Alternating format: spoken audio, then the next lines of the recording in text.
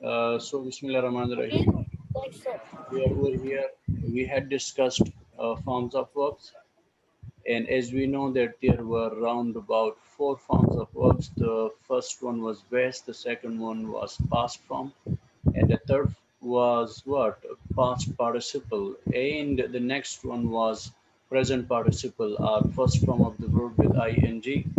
So over here in this video lecture, we have to little bit go deeply and see what is all about. Okay,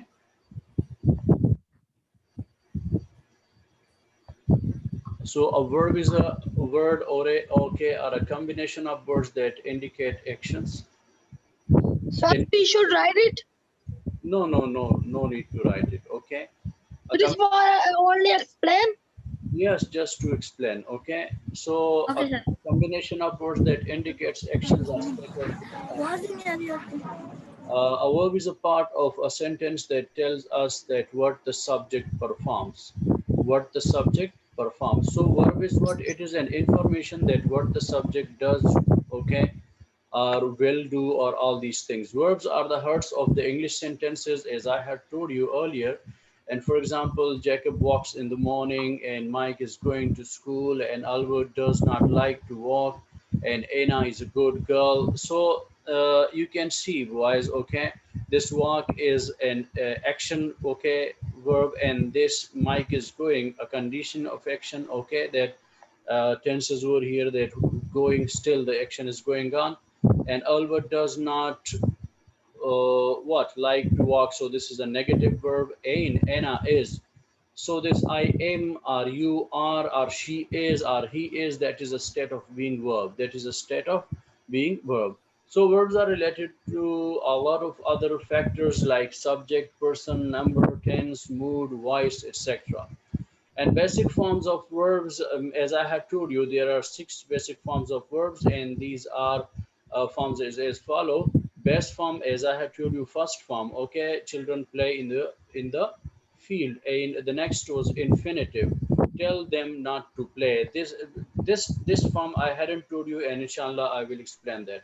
And next was second what form of the verb are past tense. They played football. Okay, our children played in the field.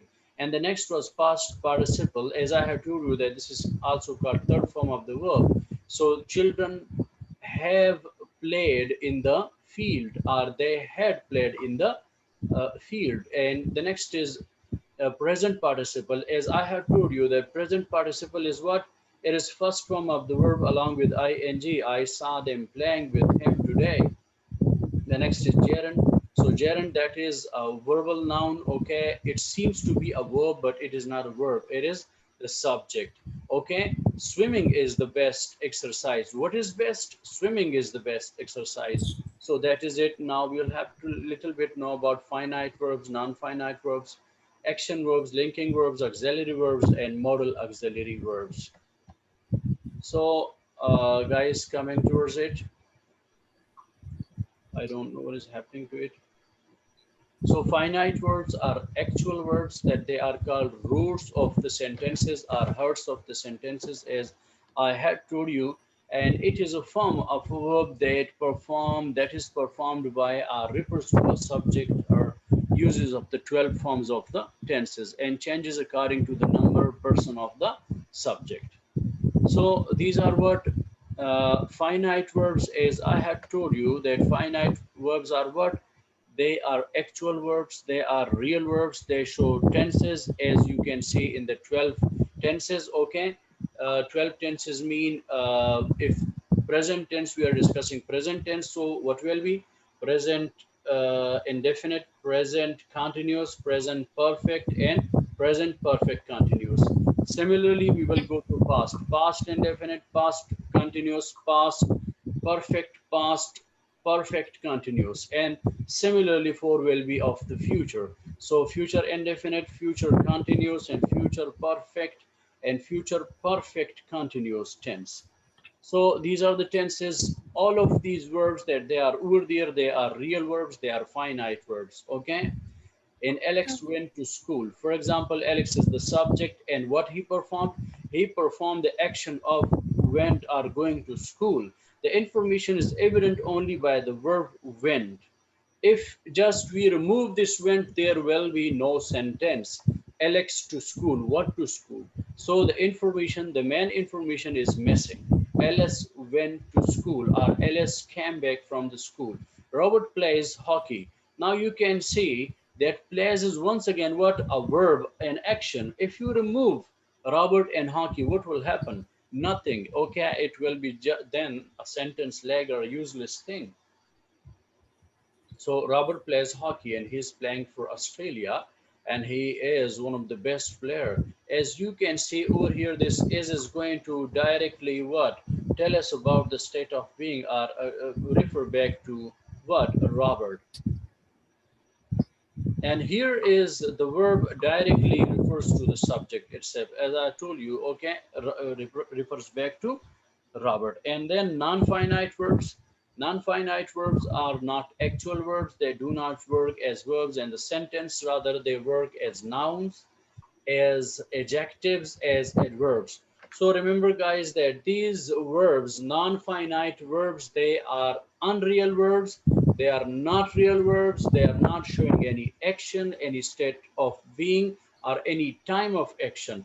But what they will show, they will tell you about nouns, okay? They will tell you about adjectives and adverbs.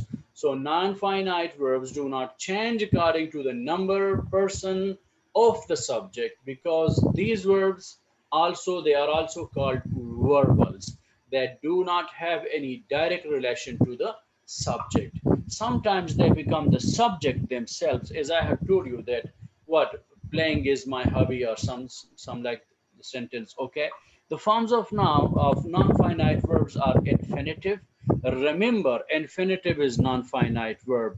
Gerund, okay, gerund is once again non-finite verb. And participles, participles mean the finite verbs when they take, okay, auxiliary verbs, okay, when they take, so these participles mean when they are working as adjectives. So Alex went abroad to play. This to play is what? This is unreal verb, and the real verb which shows action or time of action, that is went.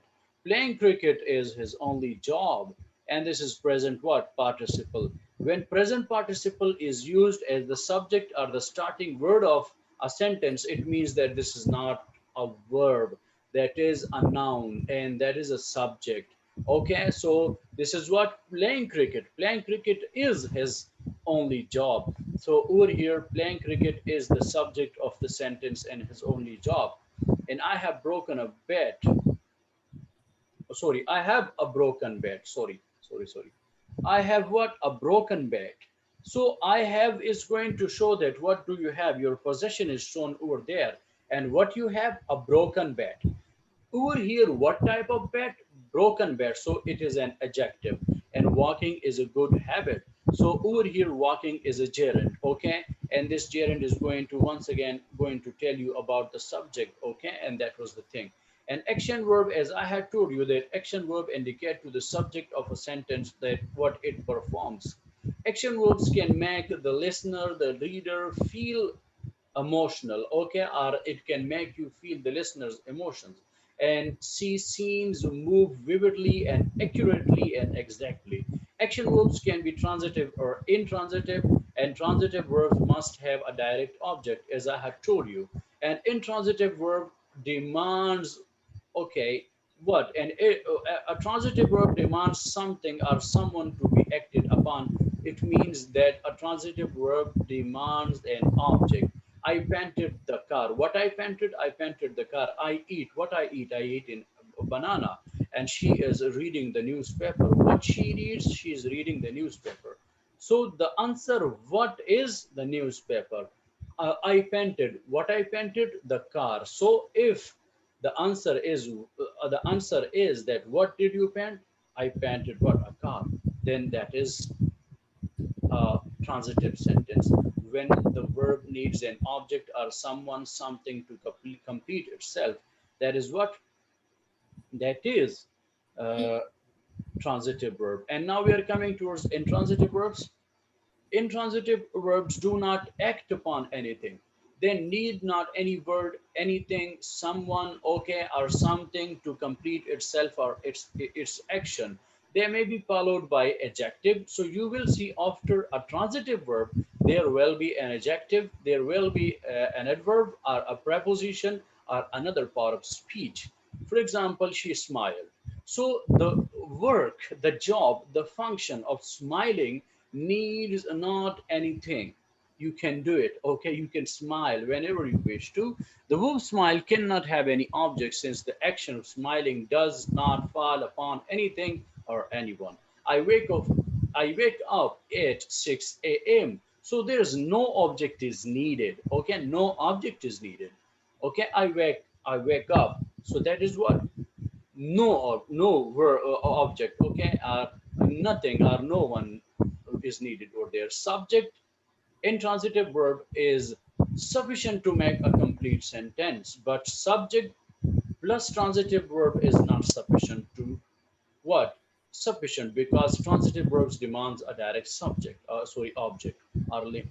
So guys, over here the thing is that if you just give the structure, there is a subject and intransitive verb, it can give you a full meaning. For example, Ali walks, Ali walks, Ali sleeps, Ali sleeps. Okay, but if you write this structure, subject and transitive verb, and there is no object, so it means the sentence is incomplete. It means that the sentence is incomplete. That is the difference, my boys. Okay, and now we are coming towards the linking verbs. Linking verbs, they add details about the subject of a sentence.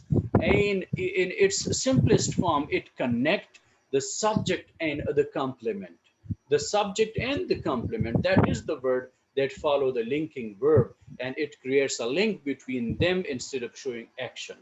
Often, what is on each side of the linking verb is equivalent, okay, and the complement redefines. Okay, boys, so thank you so much. Now the time is over. These were just some things to tell you about the verbs, to tell you about all these things. And inshallah, we will do what? We will see each other in the next period. Thank you so much. Allah Hafiz. Hafiz, sir. Maybe there is something wrong in my computer. It's not working properly, or the net is somehow the issue. Because still, okay, Allah Hafiz.